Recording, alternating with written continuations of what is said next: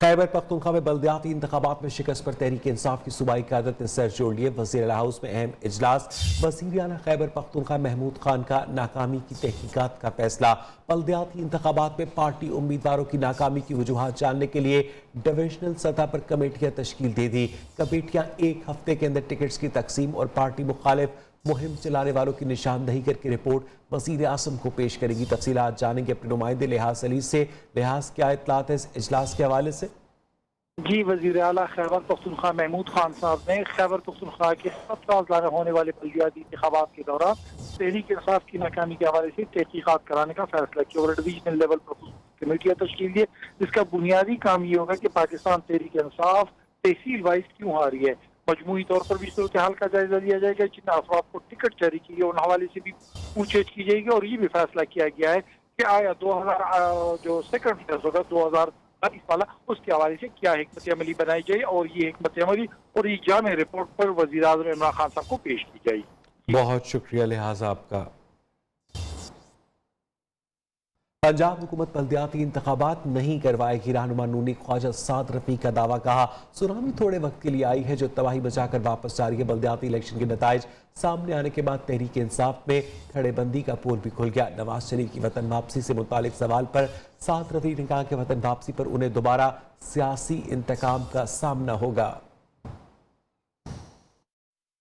जो हो रहा है इनके साथ, पीटीआई के साथ या इमरान साहब के साथ, ये सारा मकाफाते अमल है। आप कंटेनर पर खड़े होकर उसे गालियां देते थे। आपको किसी ने बता दिया फलां काम हुआ, आपने कुछ पता ही नहीं किया, आप चल पड़े उसके पीछे। और कोई बोहतान दुनिया का नहीं है जो आपने अपने मुखालफिन पर ना लगाया हो। तो वो जो किया हुआ वो बारी देनी नहीं है।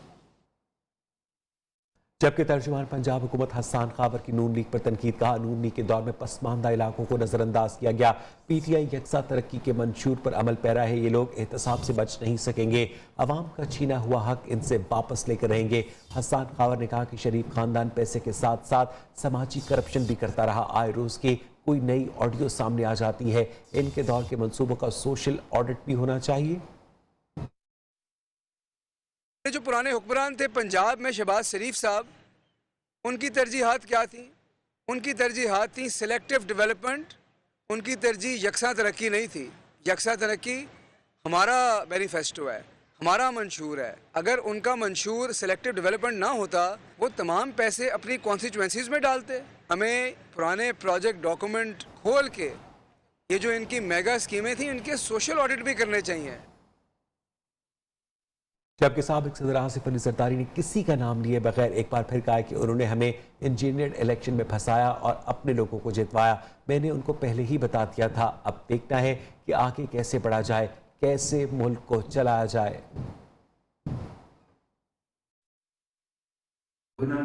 कोशिश करे ऐसा कि इंजीनियर्ड इलेक्शन में फंसाए पंहिंजा हमरा खटाए छॾिया मुड़ी कया मुननि खे पहिरीं बि चयो तो कमु हलाए ॾेखारियो, बाक़ी ख़तमु छॾियो। हाणे अॻिते कीअं वधिजे, अॻिते कीअं मुल्क खे हलाइजे, त इंशाअल्लाह हुन ते लॻा पिया आहियूं। उहो बि कंदासीं। ऐं हलाए ईमान ॾींदो ऐं क़बर तोड़ी ईमान ॾींदो। तव्हांजी दुआऊं रहंदियूं, तव्हां दुआ कजो।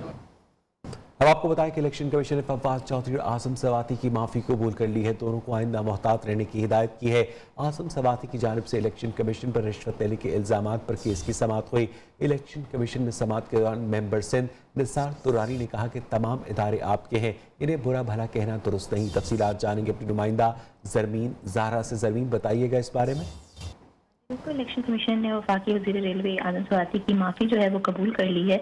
आज केस की समाअत हुई और इलेक्शन कमीशन में आजम सवाती खुद पेश हुए थे। मेंबर ने इस्तफसार किया कि आजम सवाती साहब, आप इतने मसरूफ आदमी, आप पहले पेश क्यों नहीं हुए? आप पर जिम्मेदारी आयद होती है। इस पर आजम सवाती ने कहा कि इलेक्शन कमीशन खुद मुख्तार बनाने के लिए हमेशा हमने आवाज़ उठाई है। मेंबर निसार दुरानी ने कहा कि तमाम इदारे आपके हैं, इन्हें बुरा भला कहना दुरुस्त नहीं है। इलेक्शन कमीशन ने वफाकी वज़रा को इल्ज़ामात के मामले पर मुहतात रहने की हिदायत भी की है और आजम सवाती की माफ़ी जो है वो कबूल कर ली गई। बहुत शुक्रिया ज़रमीन आपका। वफाकी वज़ीर रेलवे आजम सवाती इलेक्शन कमीशन की जानिब से माफ़ी मिलने पर मशकूर हैं। कहते हैं कि इलेक्शन कमीशन को हर तरह से ताकतवर किया जाएगा। चाहते हैं कि हुकूमत और इलेक्शन कमीशन में कोई खलीज बाकी ना रहे। ईवीएम पर इलेक्शन कमीशन अच्छे फैसले करने वाला है। कमीशन का शुक्रिया अदा करता हूँ। हमने जो माजरत की उसको उन्होंने मुस्बत अवामिल के साथ देखा। इलेक्शन कमीशन के मेंबरान से भी यही बात की है कि इंशाअल्लाह ताला इस इदारे को मुस्तहकम करने के लिए हुकूमत आपके साथ खड़ी होगी। अब हमें आगे चलना है EVM के ऊपर और आई वोटिंग के ऊपर, जिससे पाकिस्तान की जमहूरियत का मुस्तकबिल वाबस्ता है। उस पे इलेक्शन कमीशन माशाअल्लाह बड़े अच्छे फैसले करने वाला है। अब आपको बताएं कि रावलपिंडी में शादी की तकरीब में हवाई फायरिंग यूनियन काउंसिल के वाइस चेयरमैन नईम खान जाँ बहक हो गए। हवाई फायरिंग पीर भदाई के इलाके इस्लामपुरा में हुई। गोली लगने से यूनियन काउंसिल के वाइस चेयरमैन जख्मी हुए। उन्हें होली फैमिली हॉस्पिटल ले जाया गया, जहां पर वो जान पर न हो सके। तफसीलात जानेंगे अपने नुमाइंदे खालिद चौधरी से। खालिद, कब पेश आए ये अफसोसनाक वाक़या? जी बिल्कुल, ये कल रात अफसोसनाक वाकया पेश आया था, जहां शादी की तकरीब में हवाई फायरिंग का सिलसिला जारी था कि इस दौरान जो है एक गोली जो है वाइस चेयरमैन जो है नईम उनके जो है तकरीबन का सर में आकर लगी थी, जिसके बाद वो शदीद जख्मी हालत में अस्पताल मुंतकिल किए गए थे, जहां वो आज वो जो है दम तोड़ गए हैं। इस वाकये का नोटिस लेते हुए CPO ने SHO पीर भदाई को मुअत्तल कर दिया है, जबकि वाकया का मुकदमा जो है दूल्हा के खिलाफ भी दर्ज कर लिया गया है। ये है अब तक की जो रिपोर्ट, जिसके मुताबिक दूल्हा के खिलाफ मुकदमा दर्ज करके उसकी गिरफ्तारी का अमल शुरू कर दिया गया है। जी बहुत शुक्रिया खालिद चौधरी आपका।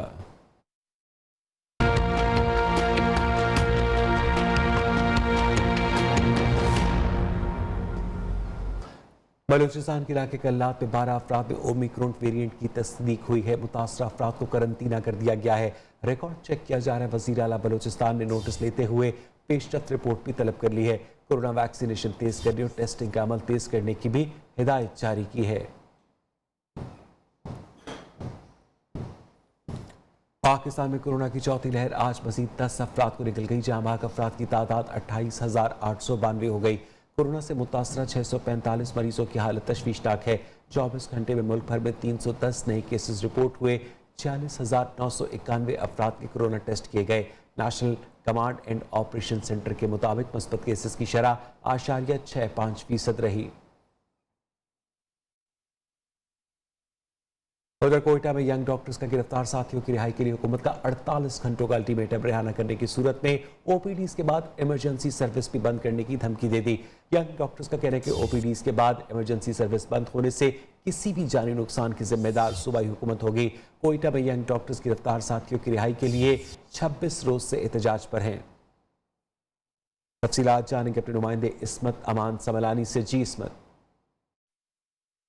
जी बिल्कुल, यंग डॉक्टर्स का साथियों की गिरफ्तारी और FIR के खिलाफ इनका एहतजाज का सिलसिला जारी है। आज OPD और ऑपरेशन थिएटर सर्विसेज बंद करने का भी जो है यहाँ पर सिलसिला जारी है। 26वां रोज़ है यहाँ पर कोयटा में जो OPDs है ये बंद है। यहाँ पर जो यंग डॉक्टर्स हैं इन्होंने गुज़िश्ता रोज़ एक और अहम ऐलान किया। इनका कहना है कि 48 घंटे का जो सूबाई हुकूमत को वक्त देते हैं, अगर इनके साथियों को रिहा नहीं किया गया और उनके खिलाफ जो FIR दर्ज किया गया है उसे वापस नहीं लिया गया तो ये जो है इमरजेंसी सर्विसेज भी बंद कर देंगे। यहाँ पर हमारे साथ यंग डॉक्टर ओहदेदार भी मौजूद हैं, इनसे भी बात करते हैं। 26 दिन से हमने सरकारी सियासी तमाम दरवाजे खटखटाए, कोई खातरख्वाह रिपोर्ट नहीं आई वहाँ से।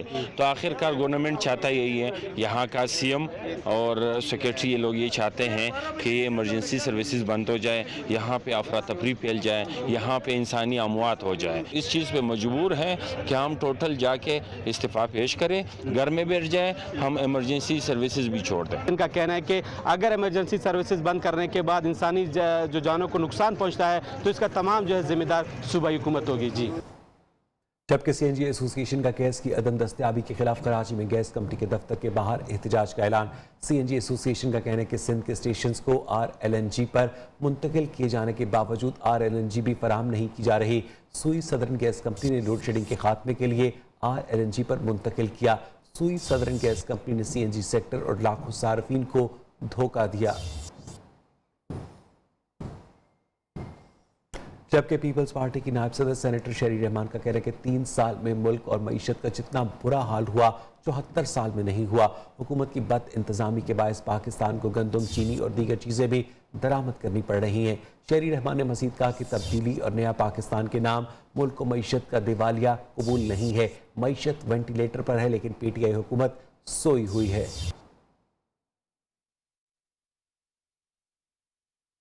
वज़ीर-ए-आला पंजाब उस्मान बुज़दार से नून लीग के 3 अरकान पंजाब असम्बली ने मुलाकात की। वफ्द में जलील अहमद शरपुरी, मोहम्मद क़यासुद्दीन और चौधरी अशरफ अंसारी शामिल थे। मुलाकात में हल्कों के मसाइल और तरक्याती मनसूबों पर तबादला ख्याल हुआ।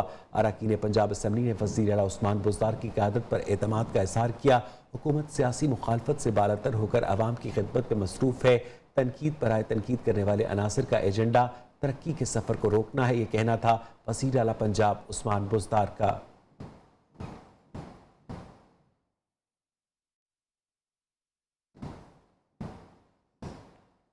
गवर्नर पंजाब से ओवरसीज़ पाकिस्तानियों के वफ़द की मुलाकात हुई। पहला ओवरसीज़ ग्लोबल कन्वेंशन कल गवर्नर हाउस लाहौर में होगा।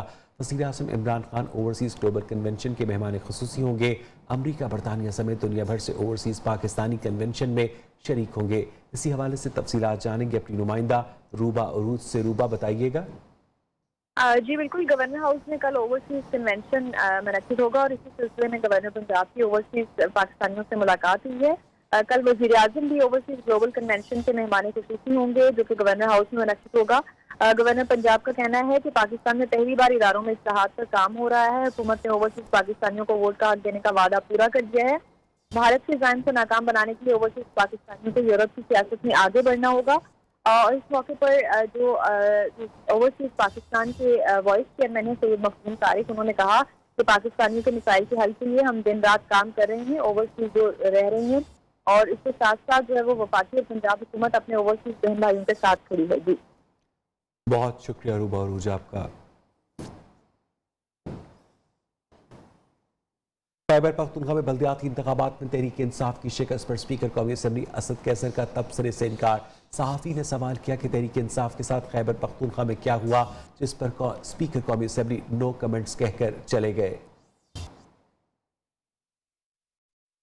हो रहा है कि केपीके में जो हुआ है पीटीआई के साथ वो मुनासिब नहीं हुआ, या क्या हुआ, क्या सर आप समझते हैं? अगर एक मिनट नो कमेंट्स।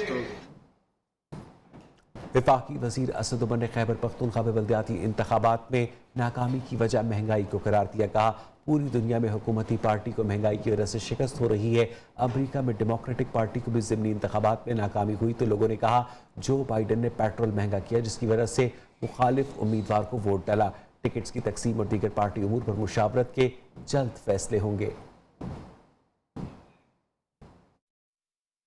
महंगाई का तो डेफिनेटली एक इम्पैक्ट है, उसके अलावा भी दूसरे एनालिसिस अनासिर हैं जो हमारी अंदरूनी जो पार्टी टिकट डिस्ट्रीब्यूशन कैसे हुई और किस तरीके से काम किया गया, तो उसके ऊपर अब एक बाकायदा मुशावरत हो रही है, एनालिसिस हो रहा है, तजिया करने के बाद फैसले किए गए। और यह वक्त हुआ एक ब्रेक का। जल गया। 25 से ज़्यादा जो दुकानें थी वो जल गई। तासरीन से भी जानने की कोशिश करेंगे कि उनका किस कदर नुकसान हुआ। 9 बजे के करीब ये आग जैसे जली। हमारी तकरीबन 20 एक दुकानें थीं, साथ 3 मंजिला घर था। तो पूरी ज़िंदगी ये घर बनाने में लगी रही, सब कुछ ख़त्म हो गया है। तो हम अभी बिल्कुल ये नहीं कि खुले आसमान के नीचे हैं। तासरीन का ये कहना है कि हमारी जमा पूंजी जो थी वो यहीं पर जल के खाक हो गई और पूरा बाजार जल गया। दूसरी तरफ हुकूमत ने भी जो है इमदाद का ऐलान किया है। यहाँ के जो वज़रा हैं और जो उनके ज़िम्मेदारान हैं उन्होंने भी इस इलाके का दौरा किया है और उन्होंने ये कहा है कि हम यहाँ की जो आबादी है, जो तासरीन है, उनको जल्द अपने पाँव पर खड़ा करने की कोशिश करेंगे। जी और यहाँ बुलेटिन में वक्त हुआ एक ब्रेक का।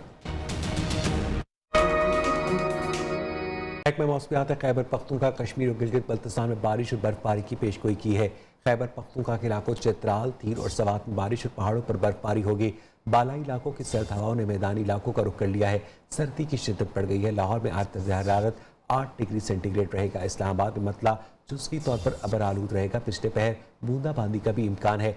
बालाई इलाकों में दर्जा हरारत नुक्ता इंजमात से कम, स्कर्दू में -12, लेह में -9, इस्तौर में -8, कोयटा में -3 डिग्री सेंटीग्रेड रहा। मुआविन ख़ुसूसी बराए मजहबी और सियासी हम आहंगी मौलाना ताहिर अशरफी और मौलाना तारिक जमील ने श्रीलंकन हाई कमीशन का दौरा किया। हाई कमीशन से मुलाकात में सियालकोट वाक़े पर इज़हार अफसोस किया और श्रीलंकन शहरी की हलाकत पर तासियत की।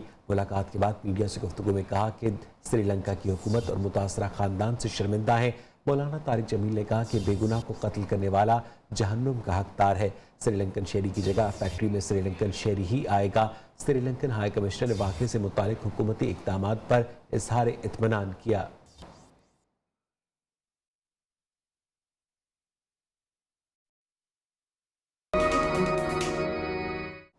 इलेक्शन कमीशन ने मेयर बनू की नशिस्त में दोबारा गिनती के लिए रिटर्निंग अफसर का हुक्म मुअत्तल कर दिया है। फरीकैन को नोटिस जारी करते हुए आइंदा हफ्ते तलब कर लिया है। इलेक्शन कमीशन ने JUI के इरफान दुरानी की दरखास्त पर अबूरी हुक्म जारी किया।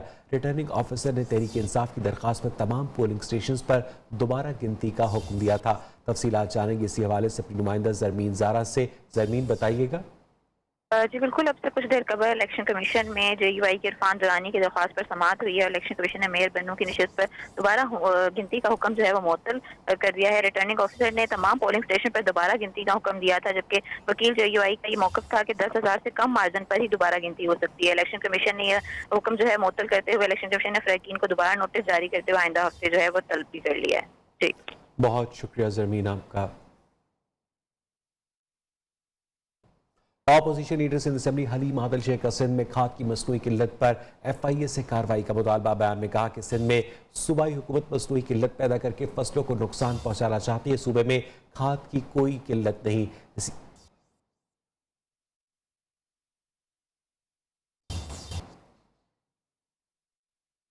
वज़ीर आला सिंध के मुशीर बराए ज़राअत मंसूर हुसैन वसान का कहना है कि यूरिया खाद की स्मगलिंग रोकने के लिए पंजाब और बलूचिस्तान बॉर्डर पर 2 चेक पोस्ट कायम की है। कराची नॉर्दर्न बाईपास पर भी महकमा ज़राअत को चेक पोस्ट कायम करने की हिदायत की गई है। मंसूर वसान ने बयान में कहा कि लाड़काना, बदीन, सक्खर और मीरपुर खास समेत 13 शहरों में यूरिया खाद की ज़ख़ीरा अंदोज़ी और स्मगलिंग करने वालों पर 25 FIR दर्ज की गई। 8 लाख रुपए से ज़ायद जुर्माना भी आयद किया गया। मुख्तलिफ शहरों में छापों के दौरान बरामद की जाने वाली 1,34,000 यूरिया खाद की बोरियां काश्तकारों को सरकारी कीमत पर दी गई। अब आपको बताएं कि बदलते वक्त के साथ मेहंदी लगाने के अंदाज भी बदल गए। लाहौर की नौरीन नुसरत आज भी ठप्पे वाली मेहंदी की रिवायत को जिंदा रखे हुए हैं। रिजवाना शेख की रिपोर्ट।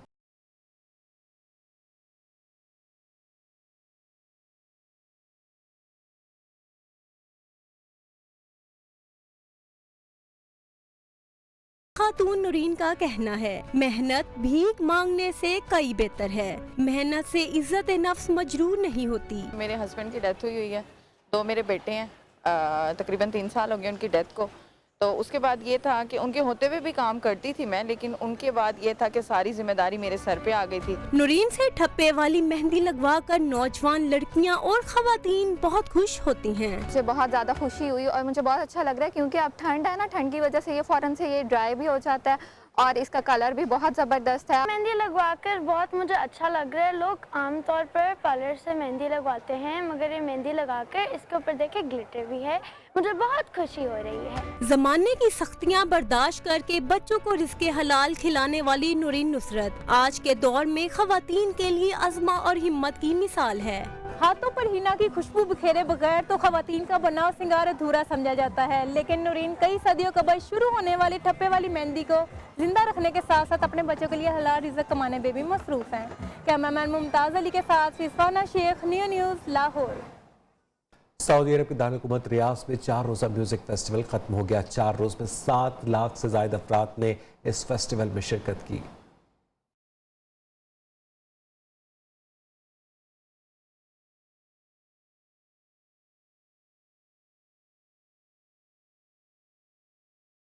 इसके साथ ही 12 बजे के बुलेटिन में इतना ही। मज़ीद खबरों अपडेट्स के लिए देखते रहिए न्यू न्यूज़।